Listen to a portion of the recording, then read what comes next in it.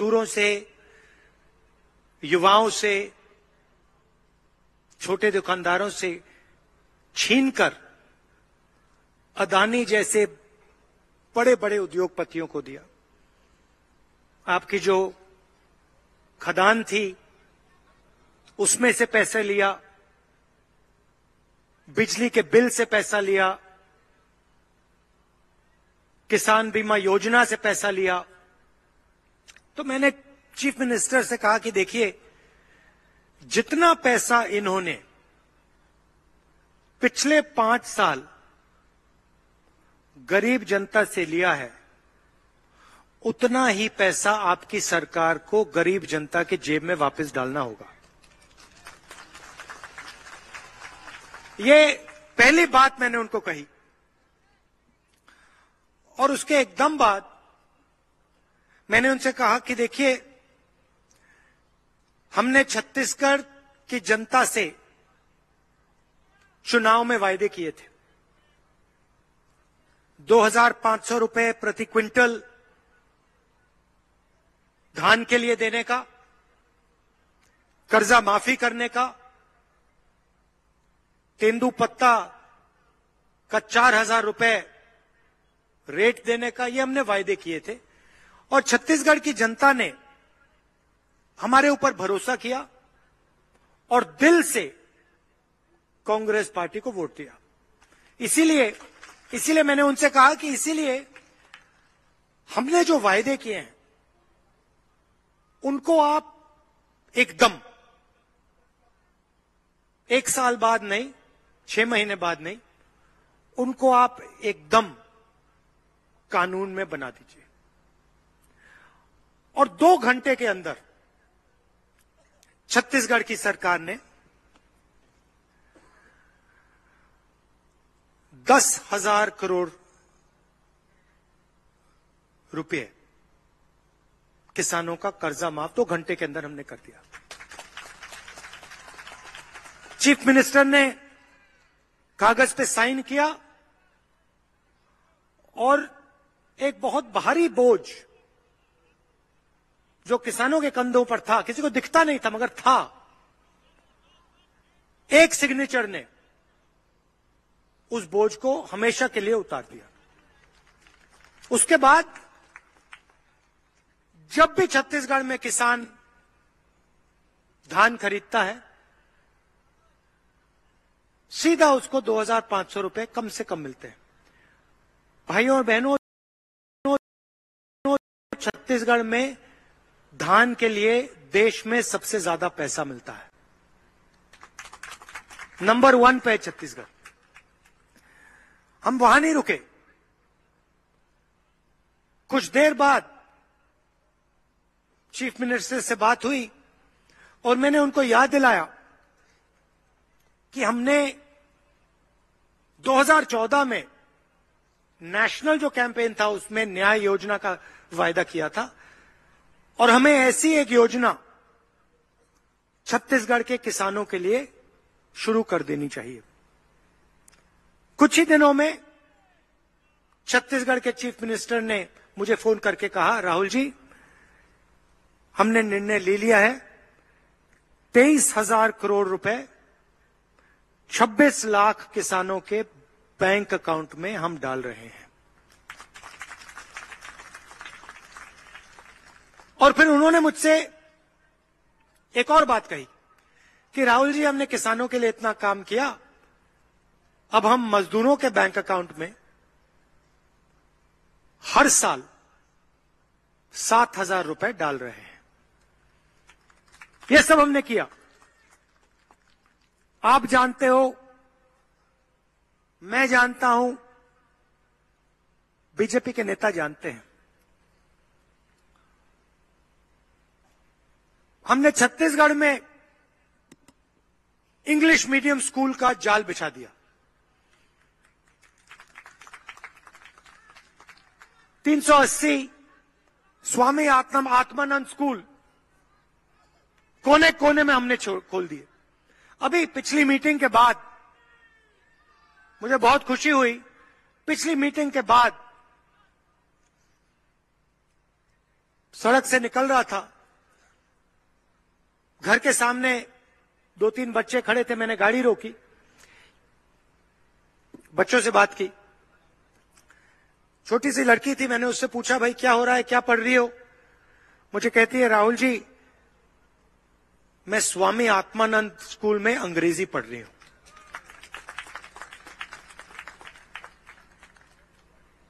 अब आप बीजेपी के किसी नेता से पूछिए, वो आपको कहेंगे देखिए छत्तीसगढ़ी मत पढ़िए, अंग्रेजी मत पढ़िए, हिंदी पढ़िए। हिंदी पढ़िए, अंग्रेजी मत पढ़िए, छत्तीसगढ़ी मत पढ़िए। मगर अगर आप उनसे पूछें कि भाई आप कह रहे हो कि हमें अंग्रेजी नहीं पढ़नी चाहिए, एक बात बताओ आपके बच्चे कहां पढ़ते हैं? तो वो आपको जवाब देंगे हमारे बच्चे तो इंग्लिश मीडियम में पढ़ते हैं। उनके बच्चे इंग्लिश मीडियम में पढ़ते हैं, मगर वो आपको अंग्रेजी नहीं सिखाना चाहते। वो चाहते हैं कि गरीब लोग अंग्रेजी ना सीखें, उनके बच्चे अंग्रेजी सीखें, कॉल सेंटर में वो काम करें, आईटी का काम वो करें, लाखों रुपए की सैलरी वो ले जाएं, आप ना ले जाओ। हम कहते नहीं, हिंदी सीखो, छत्तीसगढ़ी सीखो, अंग्रेजी सीखो।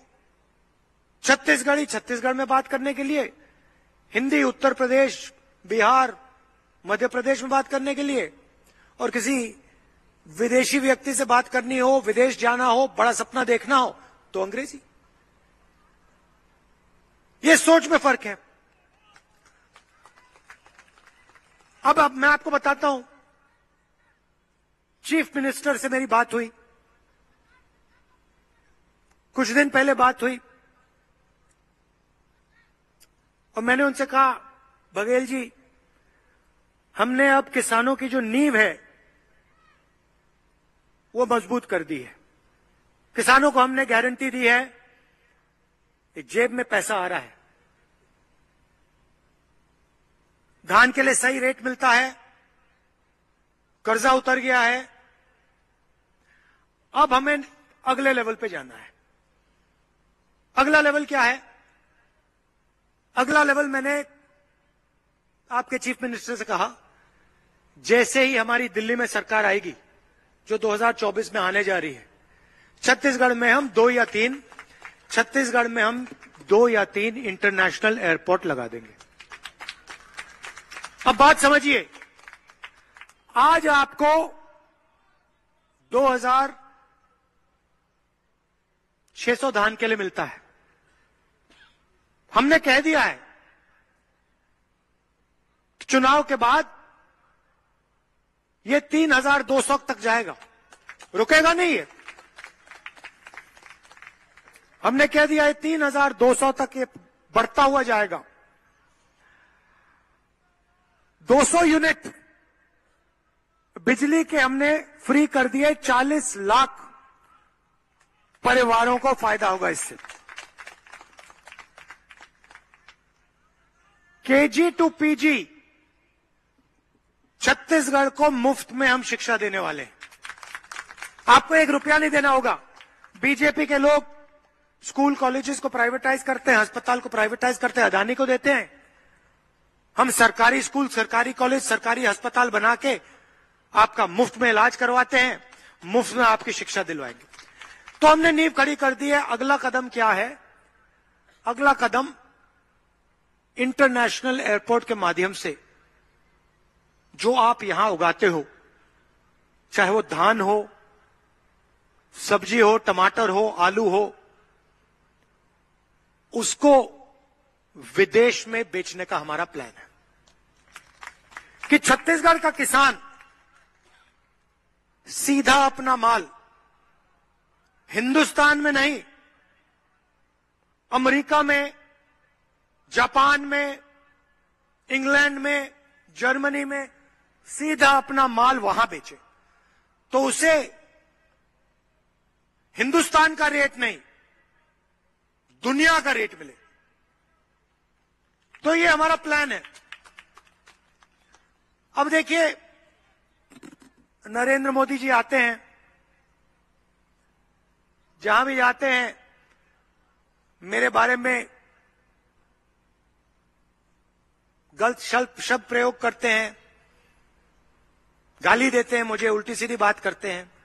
अच्छा है, मुझे कोई फर्क नहीं पड़ता। देखिए, मैंने आपको अपना लक्ष्य पहले ही बता दिया। मुझे वो कोई भी नाम बोले, मुझे कोई फर्क नहीं पड़ता। मेरा लक्ष्य है, जितना पैसा नरेंद्र मोदी अदानी को देता है, उतना पैसा मैं गरीबों को दूंगा। मैं गिन रहा हूं, 1 रुपया आप अदानी को दोगे, 1 रुपया मैं गरीबों को दूंगा। हर पैसे, जितने पैसे आप दोगे उतना मैं गरीबों को दूंगा, किसानों को, मजदूरों को, छोटे दुकानदारों को, बेरोजगार युवाओं को। और मैं आपको दिखाऊंगा कि असली राजनीति अरबपतियों को मदद करने से नहीं होती है। असली राजनीति किसानों, मजदूरों, छोटे व्यापारी, बेरोजगार युवाओं की मदद करने से होती है। मैं आपको दिखा दूंगा। आपको जो बोलना है बोलो, जो गाली देनी है दो। जितनी गाली आप देते हो उतना मुझे मालूम पड़ता है कि मैं काम सही कर रहा हूं। मतलब जितनी आप गाली दोगे मुझे पता लगता है, हां भैया गाली दे रहा है, और अच्छा काम कर रहा हूं, और अच्छा काम होगा। चिढ़ मचती है ना, इसलिए तो गाली देते हैं। अब सवाल देखिए, यहां पे ओबीसी भाई बहन बहुत हैं। मैं आपसे पूछना चाहता हूं, आप देश की रीढ़ की हड्डी हो, देश में आपकी आबादी क्या है? आप कितने हो देश में? देखो, यहां पे हजारों लोग खड़े हैं, मैं सवाल पूछ रहा हूं, देश में ओबीसी की आबादी क्या है? कोई जवाब नहीं दे सकता।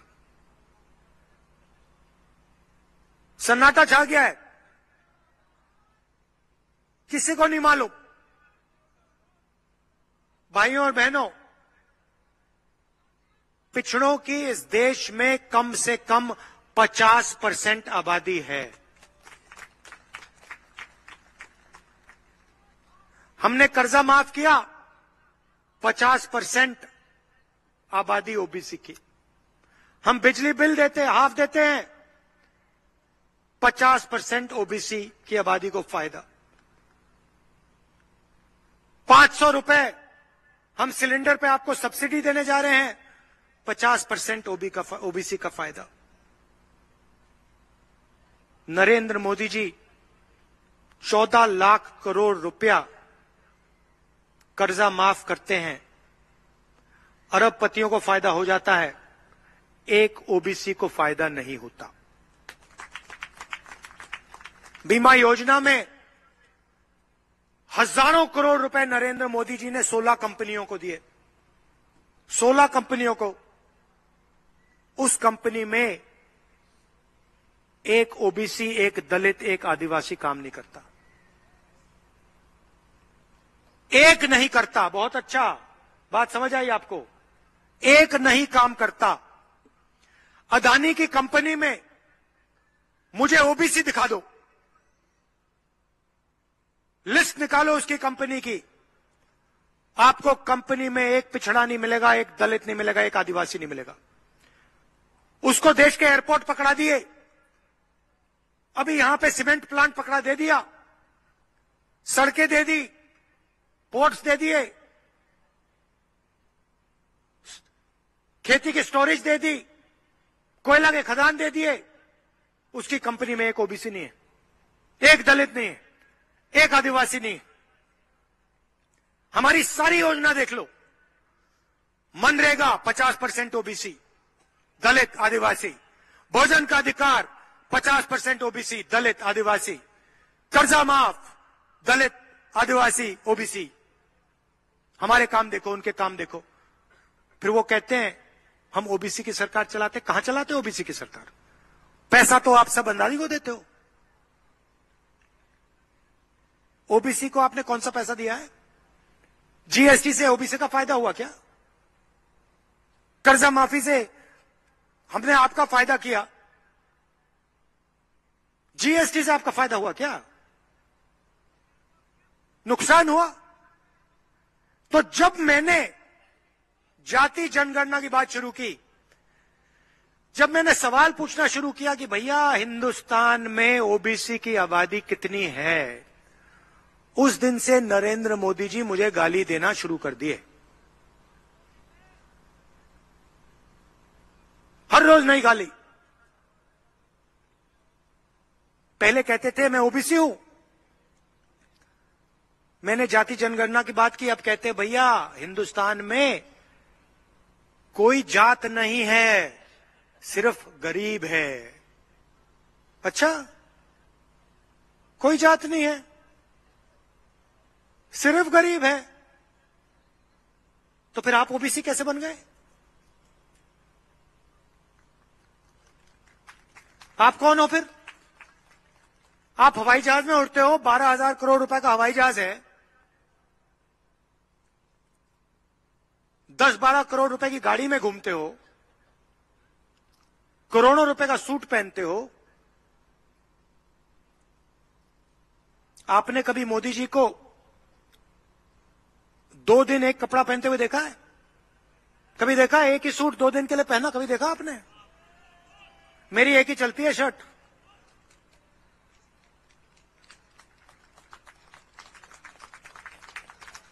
यही सफेद शर्ट चलती है मेरी। उनको देखो हर रोज नया कपड़ा, कभी सूट पहनेंगे, कभी शॉल पहनेंगे, अचकन पहनेंगे, काले चश्मे पहनेंगे, हवाई जहाज में उड़ेंगे। मगर जब ओबीसी को मदद करने की जरूरत आई, जब समय आया, तो देश में ओबीसी नहीं है, देश में कोई जाति नहीं है, सिर्फ गरीब है। भाइयों बहनों, मैं आपको बताता हूं प्रधानमंत्री ने यह क्यों बोला। 90 लोग इस देश को चलाते हैं, सरकारी अफसर हैं,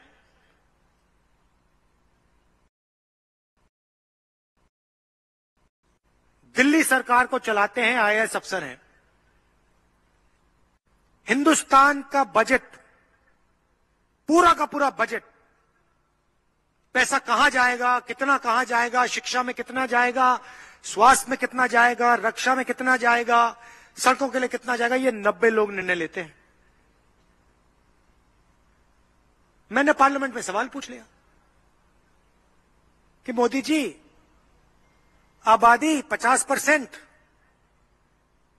90 अफसरों में से ओबीसी कितने? नरेंद्र मोदी जी ने जवाब नहीं दिया। मैंने पूछा अपने भाषण में देश को बता दो 90 अफसरों में से ओबीसी कितने, दलित कितने, आदिवासी कितने? चुप हो गए। आज मैं आपको बताने आया हूं 90 में से 3 अफसर ओबीसी हैं, कोने में बैठे रहते हैं, उनको काम नहीं दिया जाता। अगर हिंदुस्तान की सरकार 100 रुपए खर्च करती है, तो जिन लोगों की 50% आबादी है, वो 5 रुपए का निर्णय लेते हैं। ओबीसी अफसर 5 रुपए का निर्णय लेते हैं 100 में से। 3 अफसर बैठे हैं। कहां है आपकी भागीदारी? कहां ओबीसी की सरकार? नरेंद्र मोदी जी की गारंटी अदानी की गारंटी है।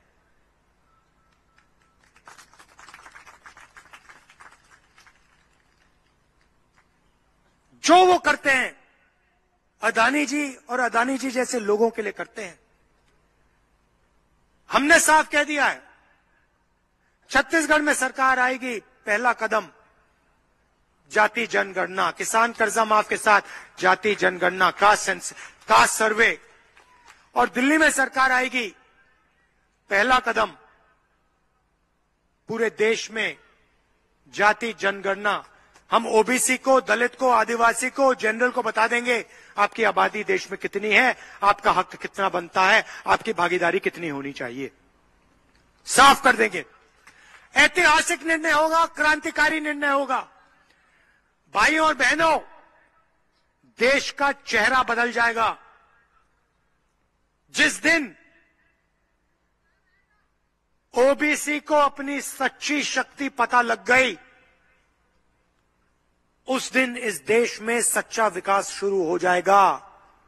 ये हम आपके लिए करके दिखा देंगे।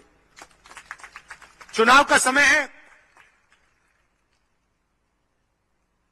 यहां पे भारी बहुमत से कांग्रेस पार्टी को जिताइए, हमारे सारे के सारे कैंडिडेट्स को जिताइए। कांग्रेस पार्टी की गरीबों की, किसानों की, मजदूरों की, छोटे व्यापारियों की, युवाओं की सरकार बनाइए। अदानी की सरकार मत बनाइए, बीजेपी की सरकार मत बनाइए। आप सब यहां आए, दिल से आपका मैं धन्यवाद करता हूं। नमस्कार, जय हिंद। हाँ, अच्छा, आखिरी बात, सबसे बड़ी बात,